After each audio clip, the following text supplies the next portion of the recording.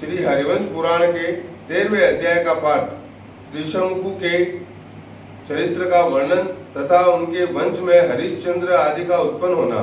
वैशंपायन जी कहते हैं, राजन, विश्वामित्र जी के प्रति श्रद्धा भक्ति, उनके असहाय कुटुंब के प्रति दया भाव तथा अपनी की हुई प्रतिज्ञा से प्रेरित हो सत्यव्रत विनय पूर्वक विश्वामित्र जी की स्त्री का पालन करने लगा। वह ढूंढने से मिलने वाले कंद विशेष बराही कंद तथा महिष कंद आदि जंगली कंद मूलों को काटकर उनका गुदा विश्वामित्र जी के आश्रम के पास के वृक्षों में बांध देता था। पिता राजा के वन चले जाने पर 12 वर्षों के लिए वह चुपचाप किसी को विदित न हो इस प्रकार व्रत करने लगा। इधर पुरोहिताई और यजमानी के संबंध के कारण मुनि वशिष्ठ अयोध्या की राज्य की और रनिवास की रक्षा करने लगे। इधर सत्यव्रत अपनी मूर्खता या होनहार के कारण वशिष्ठ जी के ऊपर अधिक कुपित रहने लगा, परंतु मुनि वशिष्ठ ने तो उसके पिता को उनके द्वारा अपने पुत्र के राज्य से निकाले जाते समय विशेष कारणवश ही नहीं रोका था। पाणी ग्रहण अर्थात विवाह के मंत्र संपत्ति के पूर्ण होने पर पूर्ण हुए माने जाते हैं। इसके पहले स्त्री में कन्या तत्व ही रहता है।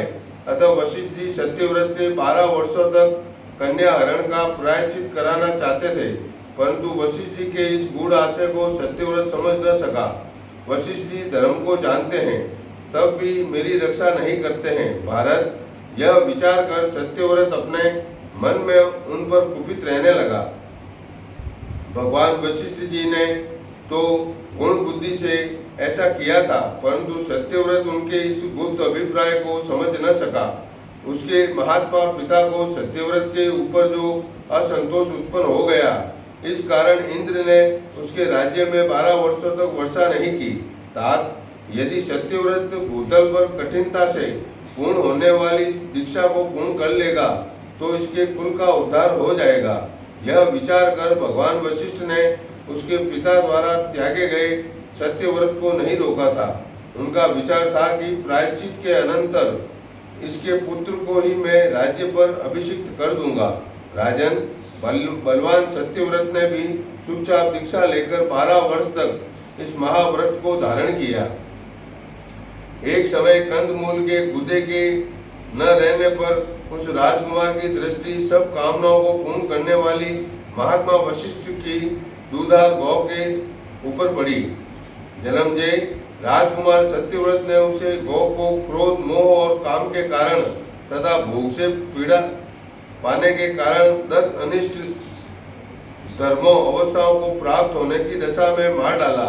उस मांस को उसने विश्वामित्र के पुत्र को खिलाया और अपने आप भी खाया। यह सुनकर वशिष्ठ जी भी क्रोध में भर गए और क्रोध में भरे हुए वशिष्ठ जी ने राजा के पुत्र से ये बात कही। वशिष्ठ जी ने कहा, क्रूर, यदि तुझ में फिर किए हुए ये 2 शंकु पाप न होते तो मैं तेरे प्रथम शंकु पाप को अवश्य नष्ट कर देता। पिता को संतुष्ट न रखने, गुरु की दूध देने वाली गौ की हत्या कर डालने और अप्रोक्षित मांस खाने से तुम्हारे द्वारा 3 प्रकार के पाप बन गए हैं। वैशंपायन जी बोले, इस प्रकार उसके 3 शंकुओं को देखकर महातपस्वी वशिष्ठ जी ने जो उसे त्रिशंकु कहा, इसके कारण वह त्रिशंकु ही कहलाने लगा।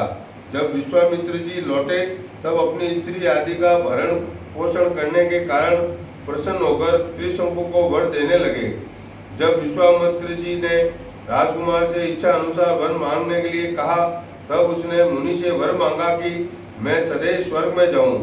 विश्वामित्र के प्रसाद मात्र से 12 वर्षों की अनावृष्टि का यह भय दूर हो जाने पर विश्वामित्र मुनि अपने तप से उसके पापों को भस्म करके उसका पिता के राज्य पर अभिषेक कर उसका यज्ञ कराने लगे।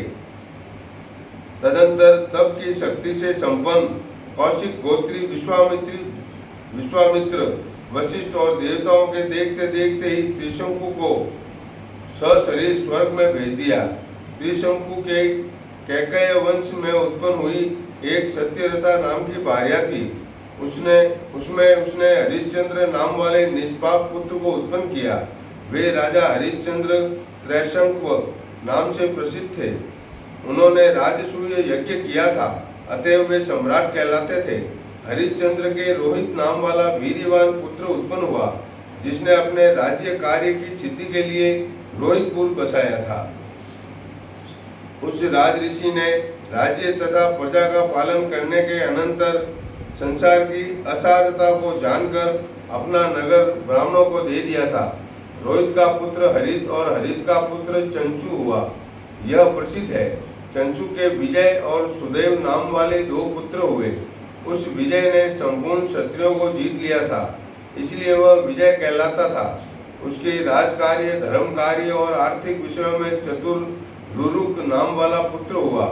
रुरुक का पुत्र व्रक हुआ और व्रक के बाहु नाम वाला पुत्र उत्पन्न हुआ। वह राजा उस राजधर्म के युग में अति धार्मिक नहीं था, इसीलिए हैय और तालजंग वंश के राजाओं ने शक, यवन, काम्बोज, पारद और प्रहर्व आदि राजाओं का साथ देकर बाहुक को उसके राज्य से भ्रष्ट कर दिया। बाहुक का जो पुत्र उत्पन्न हुआ वह गर अर्थात विष के साथ ही उत्पन्न हुआ था। इससे वह सगर कहलाने लगा। उसकी माता के औरव के आश्रम में आने पर भृगुवंशी औरव ने उसकी रक्षा की थी। सगर ने भृगुवंशी औवर्ष से आग्नेय अस्त्र को सीखकर तालजंग और हैय राजाओं को मारकर पृथ्वी को जीत लिया। कुरुश्रेष्ठ, धर्म को जानने वाले पूर्ण शक्ति संपन्न सगर ने शक, पहर्व और पारद क्षत्रियों को धर्म भ्रष्ट कर दिया था। इस प्रकार श्री महाभारत खिल भाग हरिवंश के अंतर्गत हरिवंश पर्व में त्रिशंकु चरित्र का वर्णन विषयक 13वां अध्याय पूरा हुआ। श्री कृष्ण गोविंद हरे मुरारी, हे नाथ नारायण वासुदेवा, श्री कृष्णाय नमः।